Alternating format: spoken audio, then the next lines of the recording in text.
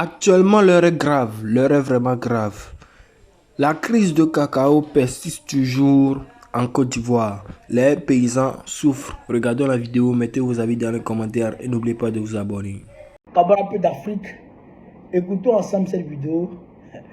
Vous allez réaliser le niveau que le régime d'Alassane Ouattara a atteint dans la bêtise. Ouais, les gens là, ils n'ont plus peur.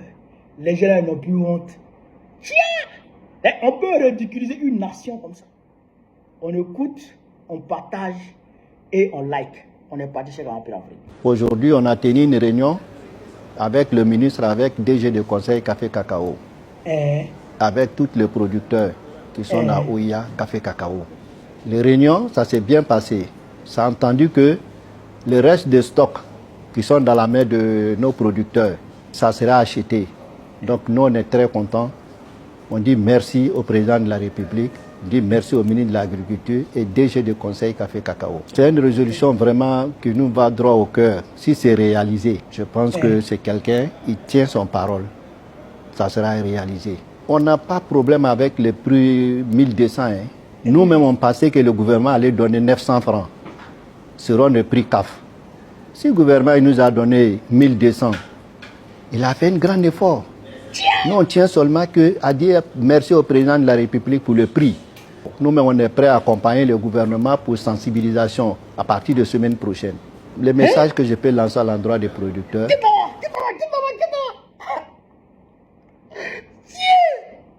C'est que lui là.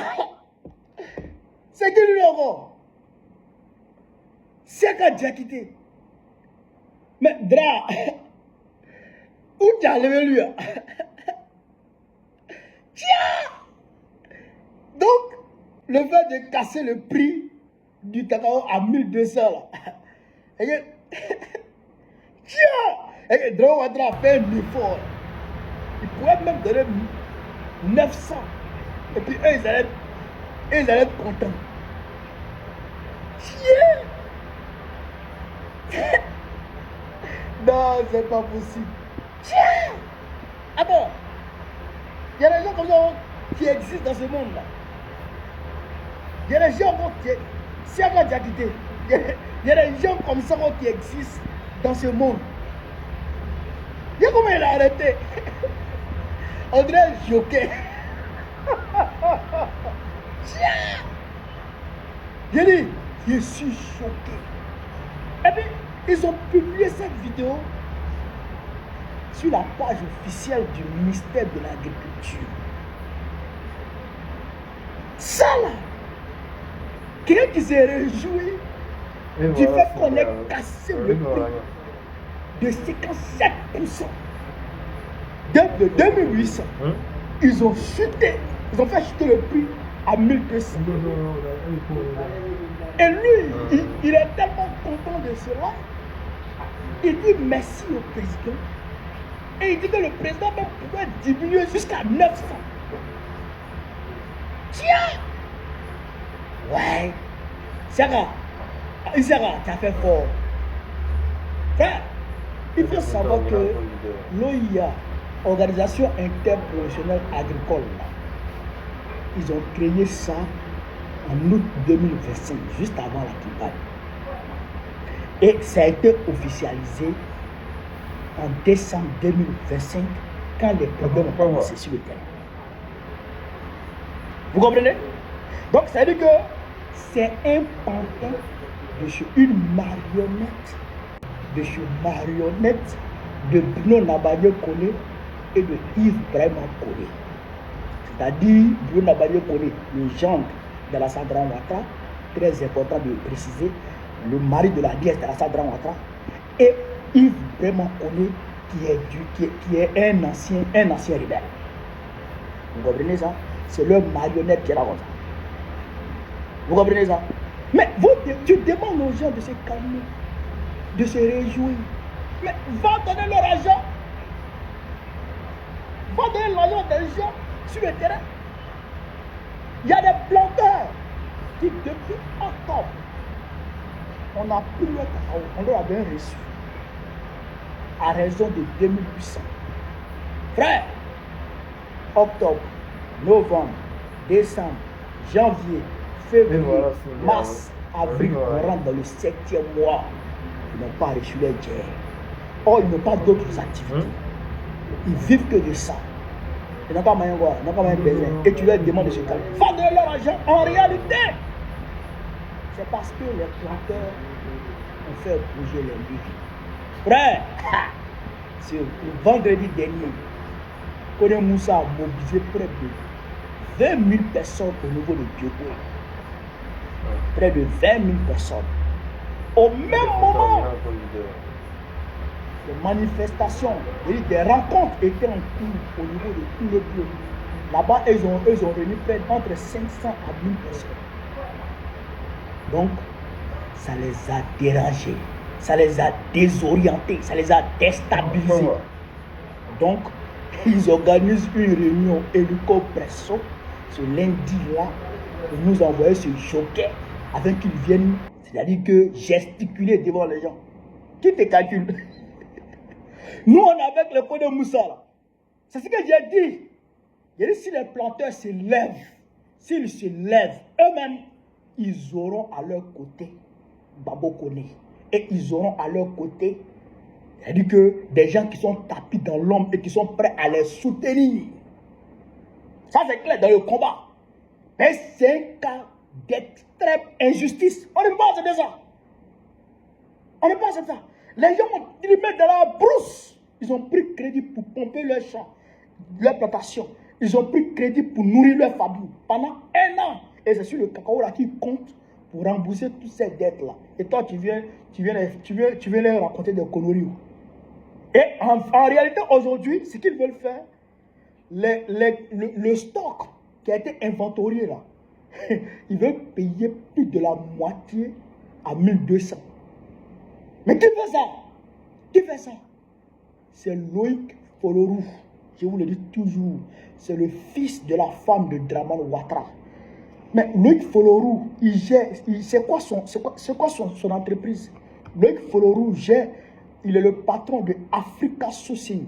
Ce n'est plus Amadjaro. C'est quand Dramane n'a pas encore pris le pouvoir que c'était Amadjaro. Lui, il était le gestionnaire de la branche Afrique d'Amadjaro. Mais maintenant, c'est Africa Sourcing. Il est le boss d'Africa Sourcing.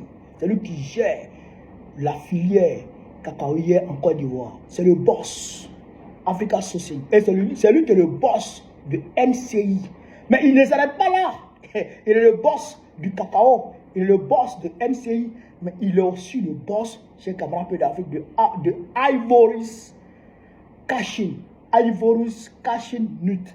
Ça, c'est son entreprise qui a pris le contrôle de la filière de cajou d'Anakab en Côte d'Ivoire. Il gère le cacao. Il gère la macasse. C'est pourquoi l'année passée, pendant la campagne de l'ANACAD de l'année passée, ils ont stoppé net l'exportation de la noix de cajou. Parce que Loïc a dit qu'il allait transformer l'ANACAD en Côte d'Ivoire. Mais rien n'y fit. ANACAD déjà est resté dans leurs mains. Regardez là, il y en a encore. Frère, ces gens-là, ce n'est pas des hommes. C'est-à-dire que c'est des vulgaires capricieux qu'on nous a envoyés et qui ont pris le contrôle de notre pays. Et voilà, et vous comprenez ça? C'est lui qui est le boss. Mais qui aujourd'hui gère les chaînes canales en Côte d'Ivoire? Frère, c'est Nathalie Folorou, la petite sœur de Loïc Folorou. Est-ce que vous comprenez ça? Elle est directrice des chaînes Canal sur Canal Plus International. Ce n'est pas par compétence qu'elle a obtenu ce poste. Non, c'est par lobbying. Et ce n'est même pas par lobbying de ses parents vers Canal. Non, c'est Canal qui l'a courtisé. C'est le système qu'a mis en place les frères Gupta en Afrique du Sud. Allez dire faire des recherches sur les frères Gupta en Afrique du Sud.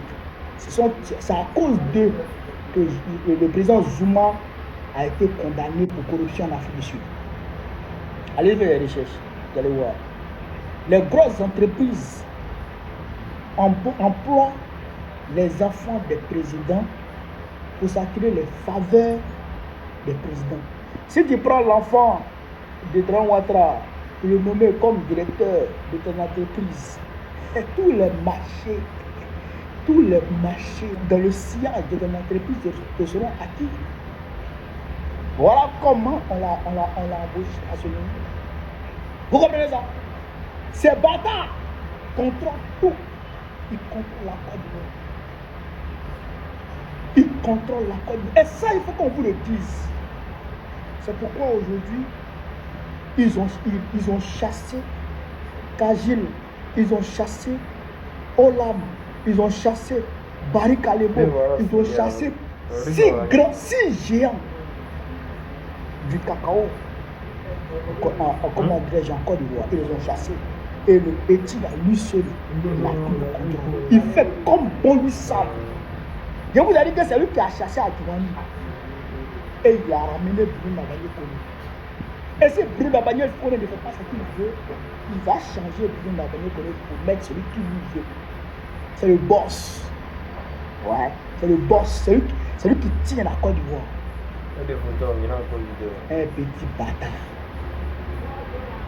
Là, voilà la réalité. Sur ce, vive les planteurs. Vive la lutte que mènent les planteurs aujourd'hui au Congo. Vive l'Afrique libre. Vive le panafricanisme. Vive le drapeau africain. Babo présente que très prochainement. C'est déjà bizarre. On est ensemble. Alors, camarades d'Afrique et de Côte d'Ivoire, citoyens du monde, mes chers frères et sœurs, peuple de l'Ipako mouvement, soyez salués à vos rangs, grades et qualités. Frère, où est ce monsieur-là?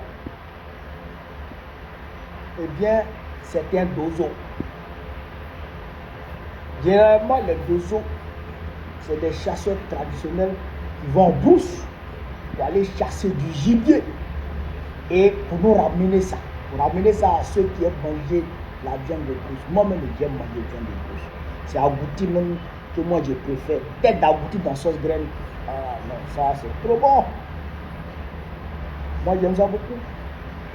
Mais malheureusement, les dozos dans la zone d'Ama Ouattara ne vont pas chasser les gibiers. Ils chassent les êtres. Ils disposent maintenant des barrages. Je dirais depuis 2011, ils disposent des barrages sur les routes nationales. Ce n'est pas les petites routes de champs, les routes nationales. Principalement dans l'ouest de la Côte d'Ivoire, et ils contrôlent les passants. Et chaque passant, chaque personne qui va en brousse pour aller au champ doit payer. La somme demandée va de 500 à X somme. Vous comprenez là? Et ils raquettent. Dozo qui raquettent. C'est le dozo de Kakala. Le 8 mars dernier, Yao Kofi Joué, père à son âme, du pays, était certainement venu faire ses courses à Bangolo. Donc, il retournait dans son campement de Langako. Et sur la route du retour, tombe nez à nez avec le barrage de Dozo, de Draman Ouattara. Dozo de Draman. Et on lui dit de payer. On lui dit de payer. Il dit qu'il n'a pas la monnaie. Il va en brousse.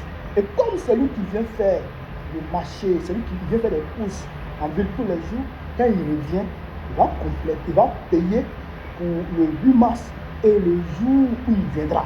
Donc il va payer peut-être 1000 francs. Les deux autres disent non, il ne passe pas. Et voilà, tant qu'il ne paye pas, il ne passe pas. Donc, le ton est monté. Dans la discussion, la tension est montée. Et ce Dozo Waworo là, il a pris son arme et il a tiré sur Béhi. Et Béhi est tombé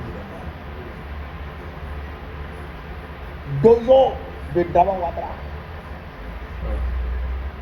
Il faut savoir que ces gens-là, ils fonctionnent sur ordre avec un quitus de Dama Ouattara lui-même. Puisque en 2011, c'est à eux que Dama Ouattara a donné instruction de massacrer les Ouè. C'est pourquoi ils sont là-bas. C'est pourquoi ils font tout ce qu'ils veulent. C'est pourquoi c'est eux qui font la loi dans l'ouest du pays. C'est pourquoi ils se permettent de tuer. C'est pourquoi ils se permettent de racketter. C'est pourquoi ils se permettent même de faire des rêves. Dozo, tu fais rêve. Ils se permettent même de juger les gens. Ils jugent les gens, ils attrapent les gens et puis ils les jugent.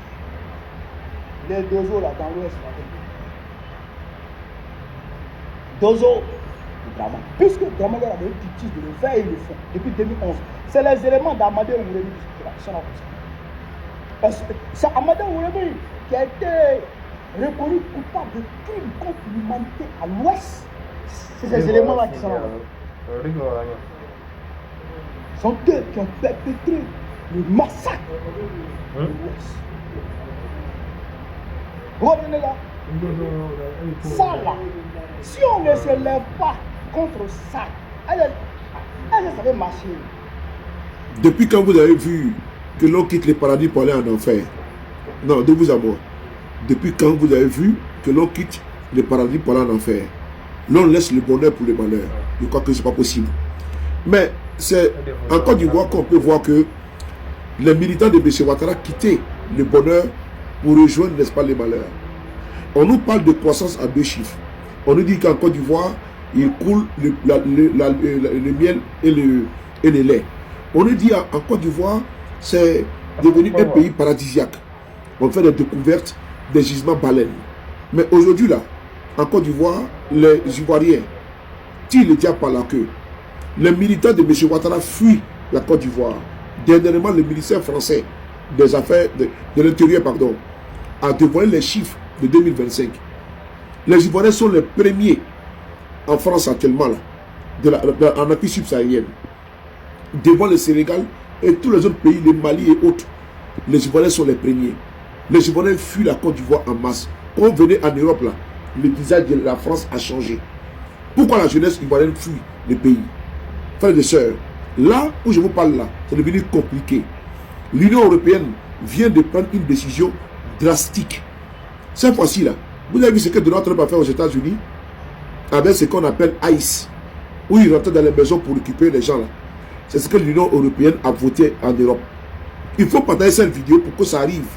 Il faut dire aux frères ivoiriens qui fuient le pays là que le bonheur n'est pas en Europe, le bonheur n'est plus en Europe.